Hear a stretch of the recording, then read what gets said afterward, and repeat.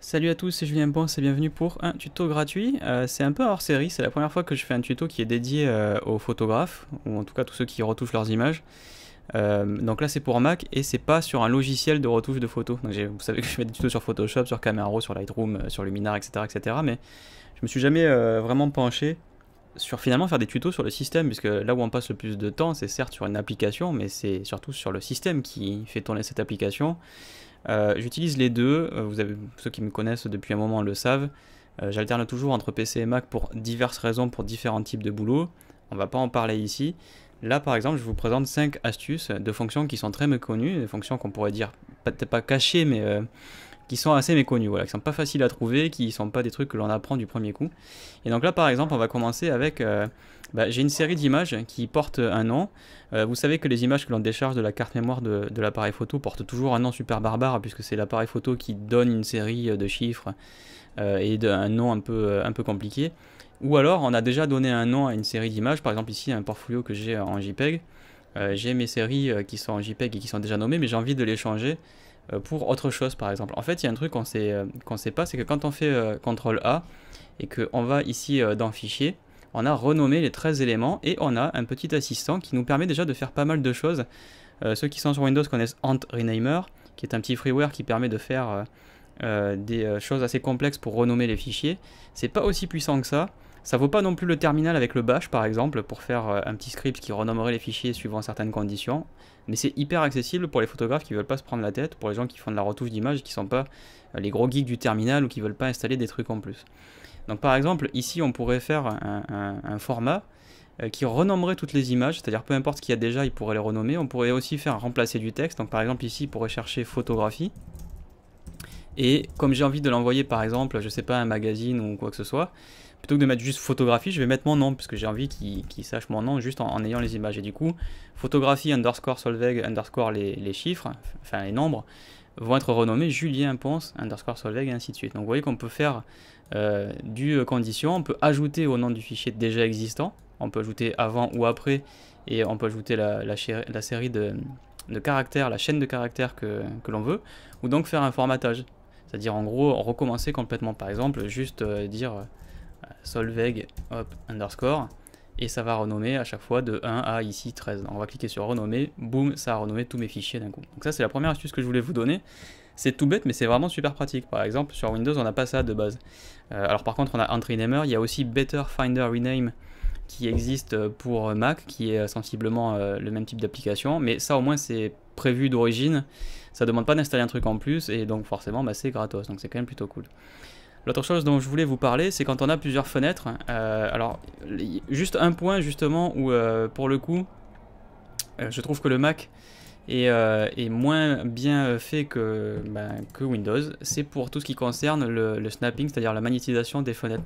Sur Windows, quand vous allez sur la droite, ici, tac, il y a un machin qui vous permet de redimensionner la fenêtre pour qu'elle fasse pile poil la moitié, ou pile poil un quart supérieur ou inférieur droit, ou inférieur gauche, ou supérieur gauche, bref, vous avez compris.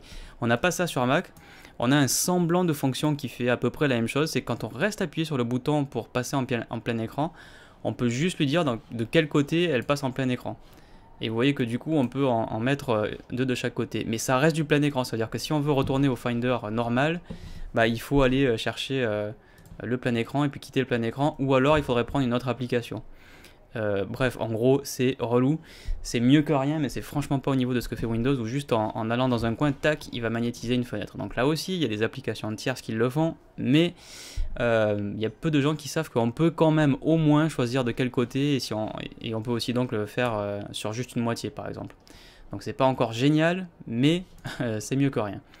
Alors l'autre truc que je voulais vous montrer, c'est que l'on peut très bien, vous le savez, mettre des applications, des fichiers, des dossiers ou des applications plutôt dans la barre de gauche. Mais il y a assez peu de gens qui savent qu'en réalité, on peut aussi le faire dans la boîte là-haut de la fenêtre. Donc par exemple, si je vais chercher mes applications et que j'édite souvent des images, donc on va prendre par exemple Affinity, on va glisser avec la touche commande enfoncée, vous voyez le petit plus. Alors si j'utilise pas la touche commande, je vais me faire jeter, il se passe rien. Si j'appuie sur commande, hop, il peut rajouter une application là-haut. Donc par exemple, quand j'étais sur mes images, bah, je peux prendre des images et dire bah, j'ai envie de l'ouvrir, tac, directement avec Affinity Photo. Donc les applications que vous utilisez souvent, vous les avez dans le dock, j'imagine. Et on peut aussi mettre des applications là-haut, où on peut très bien mettre des dossiers. Donc c'est vraiment c'est quand même plutôt pratique. Donc quand vous avez un boulot en cours, et pour ceux qui ont l'habitude aussi de travailler sans la barre latérale, qui sont comme ça vous permet d'avoir des trucs directement dans les fenêtres. Donc pour l'enlever, on peut faire un clic droit et personnaliser la barre d'outils. Et là vous voyez qu'on va pouvoir sortir les trucs perso qu'on aurait mis et mettre ceux aussi qui sont prévus accessoirement par le système. Donc ça c'est une petite astuce sympa. Je sais pas si vous allez l'utiliser souvent parce qu'en général on le met plutôt sur la gauche. Mais bon, c'est bon à savoir quand vous avez des boulots qui sont des projets en cours, d'avoir un truc directement dans la fenêtre, c'est quand même plutôt bien.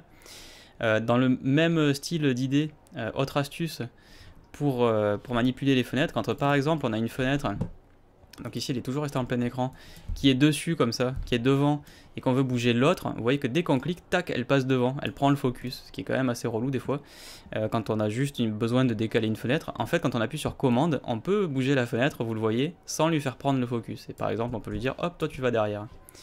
Et donc ça c'est quand même plutôt sympa. Autre truc qui est pas grand chose et qui est pas forcément utilisé que par les gens qui font de la retouche, mais en l'occurrence j'imagine que vous travaillez assez souvent en musique et vous savez que le connecteur de volume ici fait des incrémentations qui parfois sont elles-mêmes trop fortes. C'est-à-dire qu'un incrément c'est déjà peut-être trop, surtout si vous avez branché un ampli ou un casque qui a lui-même le volume très élevé, ce qui fait que chaque cran ici vous fait passer un saut de volume et ça fait quand même une grosse différence.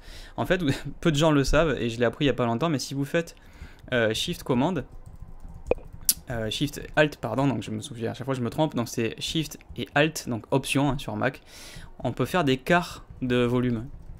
J'ai appris ça il n'y a pas longtemps, ça m'a vraiment surpris, je ne connaissais pas du tout. Du coup vous avez une incrémentation du volume qui est bien plus fine, ce qui peut être quand même assez pratique quand on fait du montage vidéo par exemple, ou qu'on a besoin de changer le volume avec un peu plus de finesse. En fait, dernière astuce, la cinquième, que l'on n'a pas encore vue, puisqu'elle concerne les applications lancées par le système. Donc là tout ça c'était des trucs qui étaient liés au Mac, au Finder, mais en fait le Mac peut aussi aller mettre son petit nez dans les applications pour personnaliser, faire des trucs cool. Par exemple, je suis dans Luminar, je suis en train de retoucher une photo, j'ai rajouté des calques, et je me rends compte que Luminar n'a pas le raccourci pour fusionner tous les calques, qui est un raccourci qui est super pratique. Il y a l'équivalent sur Photoshop, je me souviens plus sur Photoshop, ça doit être Shift Commande E, ou Shift Alt E ou un truc du genre, parce qu'il y a fusionné tous les calques et fusionné tous les calques visibles, et à chaque fois je les confonds les deux. Il y a fusionné tous les calques visibles en les copiant, qui est Shift Alt Commande E sur Photoshop, il est un peu compliqué, mais bon, en tout cas dans Luminar il n'y a rien. Alors en fait on peut aller chercher les préférences, aller chercher clavier, et on va aller chercher raccourci, et là-dedans on va aller chercher raccourci de l'application.